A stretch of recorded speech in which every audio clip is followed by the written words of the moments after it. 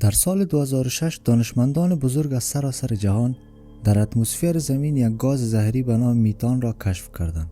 دانشمندان متوجه شدند که در اتمسفر زمین مقدار گاز میتان خیلی زیاد شده است و آهسته آهسته رو به افزایش است. میتان یک نوع گاز طبیعی است که اگر در اتمسفر رها شود هوا را گرم می کند. قسمی که ما در زمستانها دور خود کمپل را می پیچانیم، به همین شکل گاز میتان دور آور زمین را مثل کمپل پوشانیده است.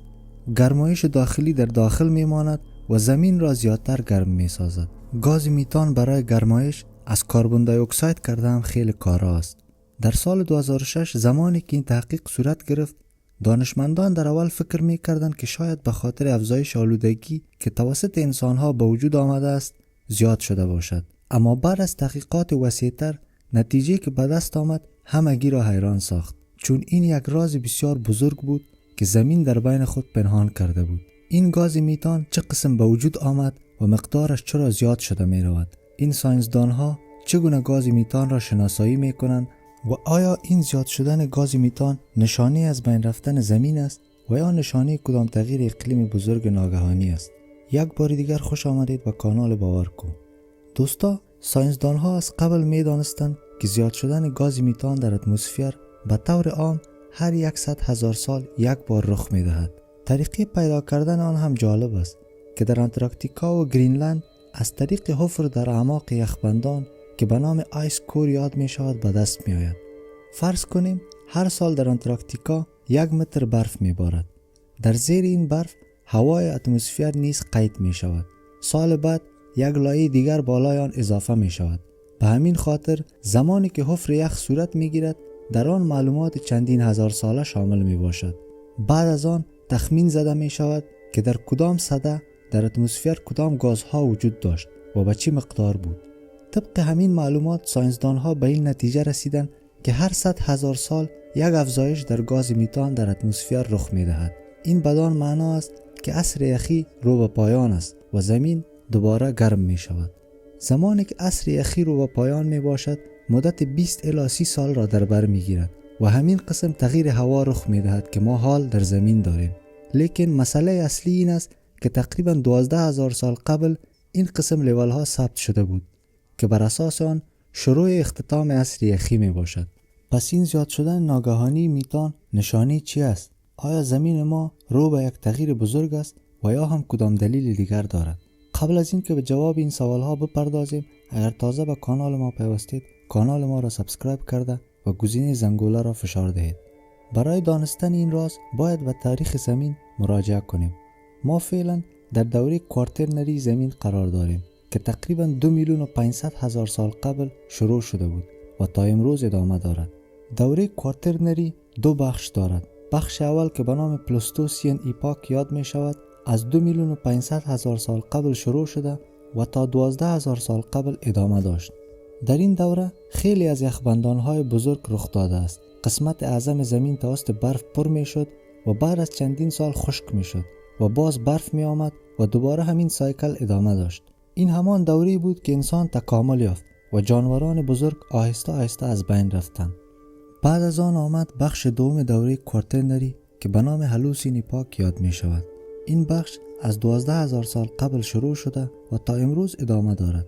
در این دوره یخهای زمین خیلی کم شده و هوا پایدار و گرم شده رفت. در همین وقت انسانها کشت و زراعت را آموختند. آب در دریاها از آب شدن یخها جاری شد و مردم در نزدیکی دریاها به ساخت خانه‌ها پرداختند. در اینجا فقط یک کم سردرگمی وجود دارد. ما در دوره هالوسین قرار داریم که دوره گرم می باشد، اما به صورت تکنیکی ما هنوز هم در عصر یخ قرار داریم. این بدان معنا است که هنوز هم در زمین یخبندان وجود دارد، اما با آن اندازه و بزرگی که در عصر یخی بود به او اندازه نمی باشد. زمانی که در قطب‌ها یخ به صورت کامل از بین برود می توان گفت که عصر یخی به صورت کامل تکمیل شد. لیکن سوال اینجاست که چی می تواند زمین را گرم ساخته و عصر یخی را از بین ببرد؟ ساینسدانها 3 چیز بزرگ را پیدا کردند که به نام سایکل های میلانکوویچ یاد می شوند. اولین چیز به نام اسنتریسیتی و یا گریز از مرکز یاد می شود. یعنی زمین به گرد آفتاب به صورت گل در حال چرخش است. لیکن بعض وقتها این چرخش به شکل بیضوی تغییر می یابد و زمانی که در این قسمت قرار می گیرد آفتاب به زمین خیلی نزدیک شده و گرمی زیاد می شود.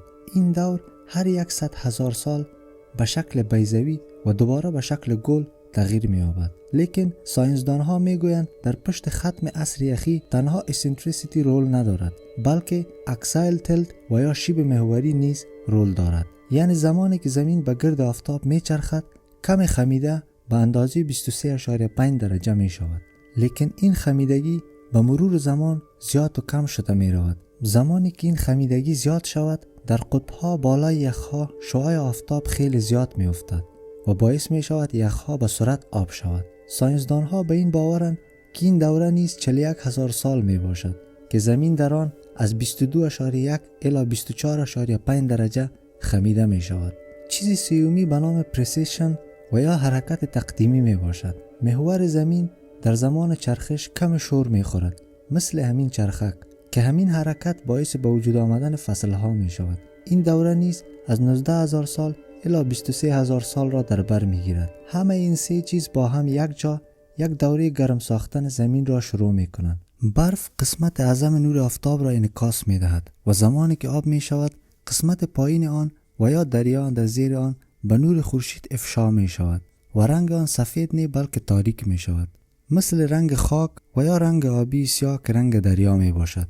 پس همگی می دانند که رنگ سیاه روشنی آفتاب را تا حد اخیر به خود جذب می کند.